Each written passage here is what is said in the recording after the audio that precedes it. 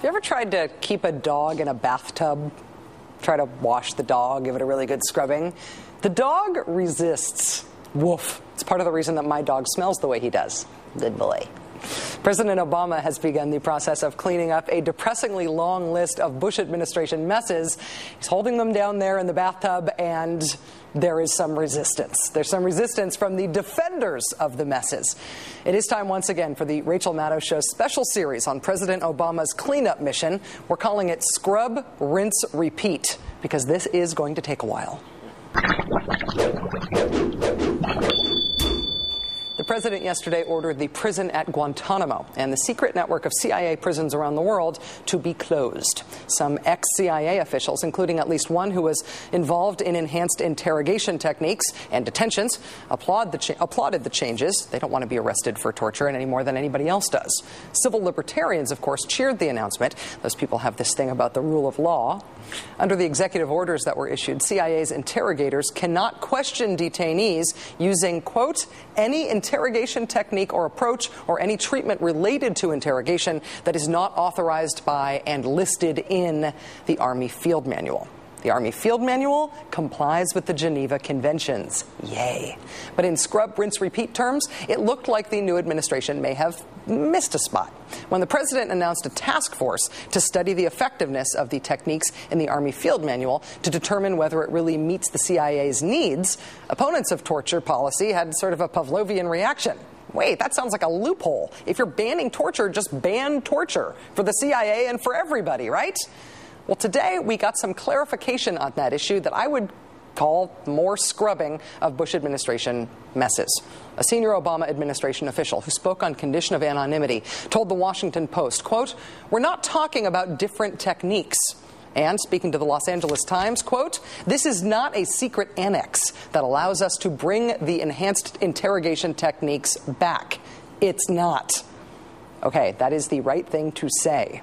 Some other reassurance, though, came from Senator Dianne Feinstein today, who chairs the House Intelligence Committee. According to the New York Times, Senator Feinstein will continue to try to pass legislation that specifically limits CIA interrogations to the techniques described in the Army Field Manual. That has three big implications. Number one, a law, in some ways, is harder to overturn than an executive fiat. The next president can't necessarily just change it back. Number two, it settles the issue of torture in a principled, unsecret, simple, easily explainable way, the way it used to be settled before things got really weird and bad about this issue during the Bush administration. And three, it signals that Senator Feinstein herself has found her sea legs on the issue of torture. The senator has come under some unflattering scrutiny in places like this show for her ambiguous statements in the past about the legality of torture and for not fighting hard enough against President Bush's installation of the mess that President Obama now has to fix in the intelligence world. But on this, Senator Feinstein is pushing forward in a direct and clear way. So there was other resistance to the president's ordering of the Guantanamo shutdown today. It was pegged to news that a Saudi national named Saeed al-Shiri, seen in this recent video, was released from Guantanamo in September 2007, and he is now believed to be a leader in al-Qaeda's operations in Yemen. And the resistance said, see, we can't let terrorists go. We can't close the Guantanamo. And in the press, the Associated Press, for example, said, quote, al-Shiri's case highlights the complexity of Obama's decision to shut down the detention center. Let's wash this one off a little bit here. Number one, Guantanamo was open when this guy became the number 2 al-Qaeda guy in Yemen. Number two, it was the Bush administration that released him. And why? Could it be that he couldn't be prosecuted because he had been picked up through a system that wasn't exactly legal and interrogated through means that weren't exactly producing admissible evidence? Possibly. Maybe closing Guantanamo isn't the problem. Maybe keeping it open really is. What we have here is a conspicuously timed news item convenient to resisting a good scrubbing of a big bad Bush administration event. Will this become a regular pattern as the cleanup continues? Joining us now is Colonel Larry Wilkerson, retired U.S. Army colonel and former Chief of Staff to U.S. Secretary of State Colin Powell. Mr. Wilkerson, thank you so much for coming back on the show. Good to be here, Rachel, and you've got to ask me a question about DepSecDef Bill Lynn and what I think. Tell me, what do you think? I think the graveyards of the world are full of indispensable men and women, And the idea that we can't find someone without the baggage that he has is preposterous. The job that he's up for is essentially the management job of the Pentagon, isn't that right? Absolutely. It's the man who makes the trains run on time. It's the man who coordinates and administers the Pentagon. And it's the man who makes sure that procurement decisions and acquisition decisions and so forth meet the final test. And a man coming in with the baggage he's coming in with, we've got to be able to find someone else. Especially if there is going to be big change inside the Defense Department and in the relationship between the Defense Department and the other elements of the American government. I have been thinking that the resistance to those changes is probably going to come from the defense industry, since they're the ones who have the most to gain from the system staying the way it is. And he's really, really tied into the defense industry, right? You bet. One of the big ones, Raytheon. All right. Well, moving on. Thank you. The Obama administration pushed back today on complaints that a review of the Army Field Manual could result in the addition of techniques that have been derided as torture during the last administration. Do you think there was a torture loophole? What do you think of these new Army Field Manual regulations? Well, the Army Field Manual is compliant with Geneva, and so compliant with domestic law and with the International Convention Against Torture.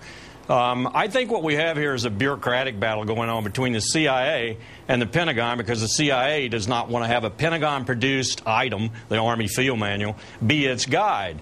So we get around this bureaucratic battle by simply developing a guideline for the CIA that's not the Army Field Manual, but essentially incorporates the same principles. Is it possible that the CIA could have rules that were called CIA-only rules that didn't have the imprimatur of the military on them, but essentially required the same thing of CIA officers that were required of other interrogators? Absolutely. As far as I can tell, from 1947 forward, we've had that.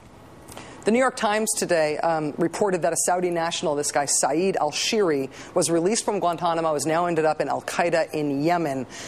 Some folks are jumping from that information to the conclusion that Guantanamo ought to stay open. I don't see it that way, since he ended up going back to Yemen while Guantanamo was still open.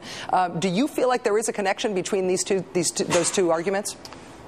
We have in Guantanamo what we in the Army euphemistically call a goat rope. We put people in Guantanamo who weren't guilty of anything except being swept up at the time. In fact, the preponderance of the people in Guantanamo were that way.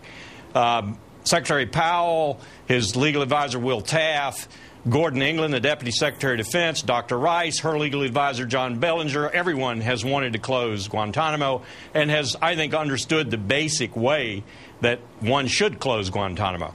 But that said, the problems were created in the beginning by having too few troops in Afghanistan, too few troops in Iraq, not vetting on the battlefield, not vetting when they got to Guantanamo, and simply keeping people incarcerated who, in their preponderance, as I said, were innocent.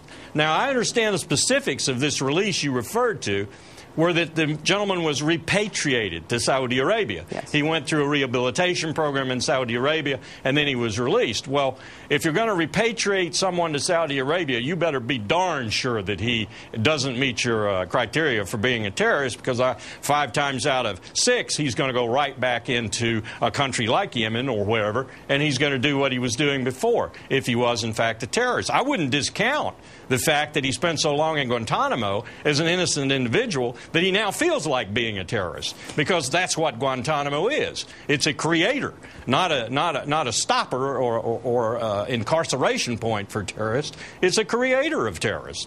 How would you feel if you stayed in prison for 6 years and you had done nothing but maybe incur the wrath of a Pakistani or a Taliban or an Afghan or a Pashtun or whatever who decided he'd turn you in, not only to solve the problem he had with you, but also to gain a $5,000 bonus? That's how we gained a lot of the members who are down there in Guantanamo right now. It's a way to mint radicals if we didn't have one before. Yeah.